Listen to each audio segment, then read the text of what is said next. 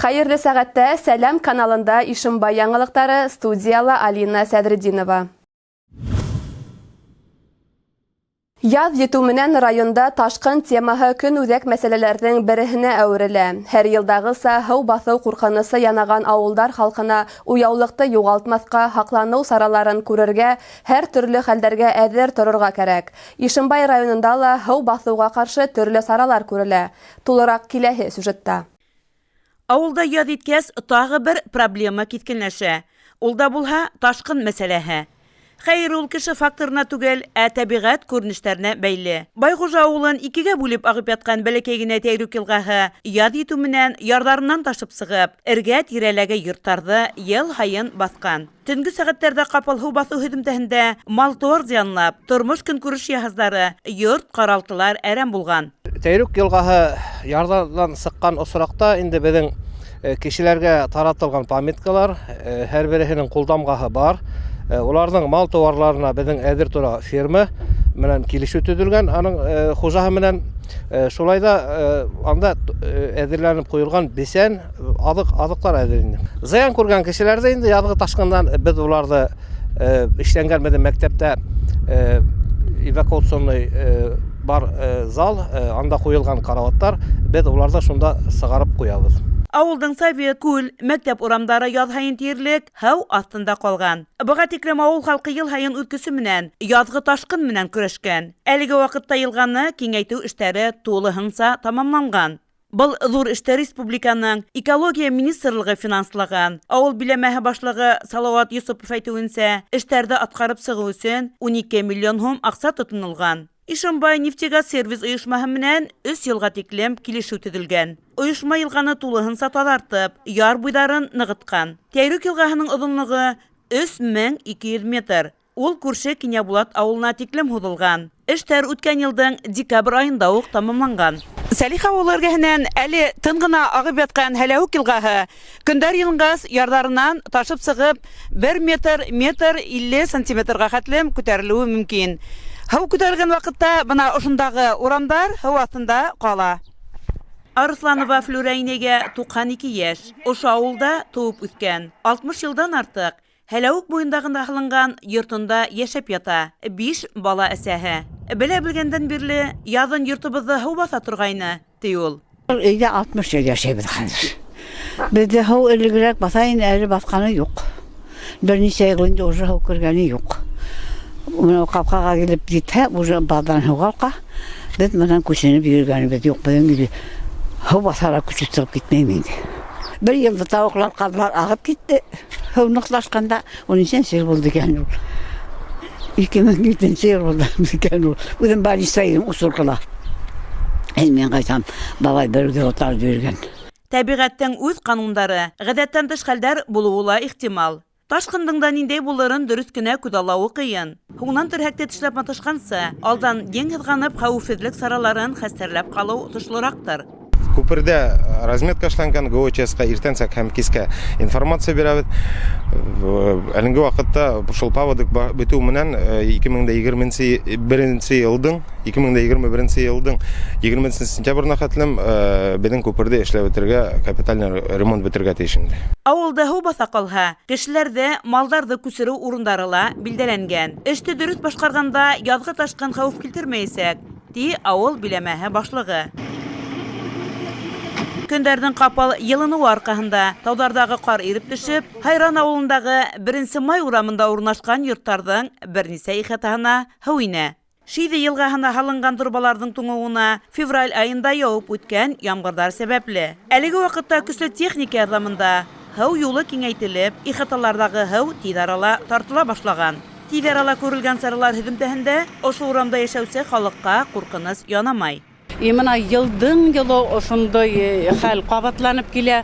Мына ошо хәлде, ошо мәсьәләне, мына ошо проблеманы сисһеннәр ине лә, решать ителһен ине тип уйлайбыҙ. Шул өмөтөбөҙ ҙур инде, мына үҙебеҙҙең хужаларыбыҙға, рәхмәт мына Абдрахмановҡа һәр ваҡытта йылдың йылы килә. Рөстәм Мигдатовичка рәхмәт, ул ошонда юҡлай тип әйтһәк тә була. Беҙ әлеге моментта торба эсен таҙартабыҙ боҙҙан, анда Торбаның исендә яртылаш боз бар иде. Шул бозды актарып чыгару максатында экскаватор белән шул нидән торбаның Ошо торбаны халахында торба буйлап һау кайда гасак? Шиди елгаһына агасак. Һау әле дан моментта хәзер ул Шиди елгаһына агып китәсәк инде.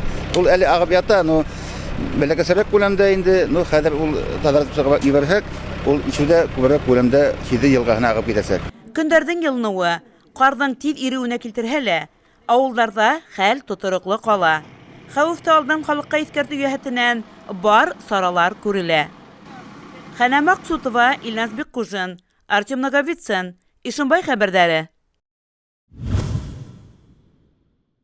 Юл тормышыбыз көҙгөһө тиҙәр. Уларҙың төҙөклөгө төбәктең социаль торошон билдәләй. Һәр яҙ ғәҙәттәгесә ҡар иреү менән асфальт иреп юҡҡа сыға. Һөҙөмтәлә юлдарҙа соҡорҙар барлыҡҡа килә. Бының эҙемтәһен тәү сиратта водителдәр үҙ кеҫәһендә татый. Транспорт хәрәкәте өсөн хәүеф тыуҙырған урындарҙы бөгөндән ямау бурысы тора. Асфальт-бетон заводы муниципаль унитар предприятияһы 26 марттан һалҡын асфальт һалыу ысулы менән юлдарҙы ремонтлай башланы. Теманы Хәнә Мәҡсүтова дауам итә. Ишембай менән Нефице ҡасабаһы араһы 12 саҡрым. Бына ошо юлдан йөҙәрләгән машиналар үтә. Таң һарыһынан берәүҙәр эшкә ашыға, икенселәр ҡалынан ҡайта. Халыҡты юлдың торошы борсой. Бигерәк тә яуым төшөү ваҡытында соҡорҙар һыу менән тула, ә йәй көнө ишелгән асфальтта ҙур аварияларға килтерә. Яҙ көне юлдар ҡарҙан әрселеү менән һуғыш яланын хәтерләтә. Ошо төҙөк булмаған юлдар арҡаһында тиҙ ярҙам машиналары ауылға 30-40 минутта килеп итә. Тиҙәр ҡасабала йәшәүселәр. Асфальт йәйелгән юлдан һә тигәнсе елдереп ҡалаға етеү һәр водителдең теләге. Көндә ошо саҡыр-соҡорлы юлдан үтеүсе водителдәрҙең яҙмыштары ҡасан яҡшы яҡҡа үҙгәрер икән? На сегодняшний день дорожно-ремонтные бригады МУП АБЗ работают на одном из участков дорог, ведущего в жилой район Нефтяник. Также на текущий момент отремонтированы наиболее аварийные участки дорог на территории города. Это такие как Индустриальное шоссе и проспект Ленина. Использование холодного асфальта будет продолжаться в зависимости от погодных условий примерно месяц. И с установлением наиболее благоприятных погодных условий дорожные рабочие перейдут на привычную нам мелкозернистую асфальтобетонную смесь, так называемый горячий асфальт. Юлдың насар торышы уны төҙөкләндермәүҙән түгел. Юлдарҙың тиҙ сафтан сығыуының сәбәбе тау башындағы карьерға үтеүсе ауыр йөкле машиналар. Әлеге ваҡытта асфальт-бетон заводы эшселәре Ишембай Нефице ҡасабаһы араһындағы юлды ремонтлауға тотонғанда инде. Соҡорҙар һалҡын асфальт технологияһы менән ямала. Мында 6 кеше эшләй. Беҙ асфальтты һалабыҙ технология буйынса. Алдан соҡорҙы бик таҙалайбыҙ. Шунан һуң горелка менән эсетеп, асфальтты, иске ятҡан асфальтты өҫтөнә яңы асфальт һалып, шуны виброплита менән уплотнять итәбеҙ. Асфальттың тишектәрен ямарҙар да ул. Тик ул оҙаҡҡа сыҙар микән? Ти Нефице ҡасабаһы халҡы. Ә юл төҙөкләндереүселәр эштәрен дауам итә. Икенсе этап эҫе асфальт технологияһы менән юлды нығытыу ҡаралған. Шулай уҡ 2021 йылда ошо юлда капиталь ремонт планлаштырылған. Хәнә Мәҡсүтова, Илназ Беккужин, Ишембай хәбәрҙәре. Ишембай ҡалаһында тажлы вирусты профилактикалау буйынса әүҙем эш алып барыла. Көн һайын Рәсәй Эске эштәр министрлығының Ишембай районы буйынса бүлексәһе хеҙмәткәрҙәре, район хакимиәте вәкилдәре менән берлектә ҡаланың йәмәғәт транспортында пассажирҙарҙың битлек режимын үтәүҙәрен тикшерә. Рейдтә ҡатнашыусыларҙың төп маҡсаты битлек йөрөтөү буйынса талаптарҙы боҙған граждандарҙы язаға тарттырыу түгел, ә замана сирен киҫәтеү, уға юл ҡуймау. Ошо маҡсаттан сығып, улар пассажирҙар араһында аңлатыу эштәре алып бара. Граждандарҙа битлек йөрөтөүҙең йоғошло сирҙе иҫкәртеү, унан һаҡланыу йәһәтенән үҙҙәренең сәләмәтлектәре өсөн кәрәк икәнен аңлай. Шуға күрә лә улар рейдтә ҡатнашыусыларҙың талаптарын дөрөҫ ҡабул итә. Шулай ҙа дөйөм талаптарға буйһонмаған кешеләр ҙә осрап ҡуя. Бындайҙарға ҡарата, әлбиттә, административ баҫым яһау кеүек ысулдар ҡулланырға ғына ҡала. Битлек режимын боҙған физик шәхестәргә 3000-дән алып 5000-гә ҡарата штраф санкциялары ҡаралған. язылган. Юридик шәхестәргә штраф күләме күбрәк, 10 мең һәм унан да югарырак. Белгечләр әйтүенсә, заман сиренә кәртә кую өчен мөмкин тиклем күбрәк кеше вакцина үтәргә тиеш. Қалабыҙың балалар китапханаһында яҡташ яҙыусыбыҙ Фәүзиә Рәхимғолованың 100 йыллыҡ юбилейына арналған «Балаларға йөрәгемде бирәм» исемле шиғыр һөйөүселәр конкурсы үтте. Конкурста ауыл һәм ҡала мәктәптәре уҡыусылары ҡатнашты. Фәүзиә Рәхимғолова ижады башлыса кескәйҙәр өсөн. Яҙыусының балалар өсөн яҙылған шиғырҙарының төп сифаты эскерһеҙлек. Уның бар әҫәрҙәрендә шул сифат ярылып ята. Фәүзиә Рәхимғолова ижадында әле бер генә быуын тәрбиәләнмәҫ. Уның ижады күптәрҙең күңел түрен яулар, рухи ныҡлыҡ бирер. Ишембай ҡала мәҙәниәт һарайында ҡала район уҡытыусылары араһында тәүге тапҡыр «Илем, телем, ерем» исемле ижади конкурс үтте. Бәйгелә башҡорт телен яҡшы белгән, әммә төрлө йүнәлештә хеҙмәт һалған 45 уҡытыусы йыр, мин диктор, милли костюм презентацияһы, шиғриәт, милли бейеү, сәхнәләштереү номинацияларында көс һынашты, актерлыҡ һәләтен күрһәтте. Конкурстың маҡсаты тыуған телебеҙҙе һәм мәҙәниәтебеҙҙе һаҡлау һәм үҫтереү. Шулай уҡ уҡытыусыларҙың ижади һәләтен асыу. Районыбыҙҙың уҡытыусылары балаларға белем генә биреп ҡалмай, ҙур тәрбиә эшен дә алып бара. Уҡытыусы ысын мәғәнәһендә ижадсы ул. Йырсы ла, бейеүсе лә, маһир һүҙ һәм сәхнә оҫтаһы ла. Яҡташтарының сығыштарын баһаларға Башҡортостан уҡытыусыһы журналының баш мөхәррире, Салауат Юлаев ордены кавалеры Салауат Кәримов ҡайтҡайны.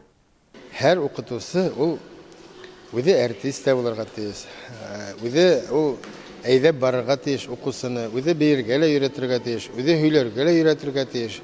Һәм ошоно үҙе сәхнәлә күрһәтә белергә тейеш. Менә бөгөнгө уҡытыусының эшен беҙ күрәбеҙ. Ул нисек итеп, матур итеп һөйләй, телмәре таҙа булырға тейеш. Ул үҙе уҡыусыларға халҡыбыҙҙың арҙаҡлы тарихи йырҙарын ишеттерергә тейеш. Радионы ғына тоҡандырып түгел, үҙ тауышы менән тип әйтәйек. Яки ниндәйҙер матур бейеүҙәребеҙҙе бейеп күрһәтергә тейеш. Ошоның менән яңылыҡтар сығарылышы тамам. Беҙҙең ижади төркөм һеҙҙең менән киләһе осрашҡандарға тиклем хушлаша. Һау сәләмәт булығыҙ.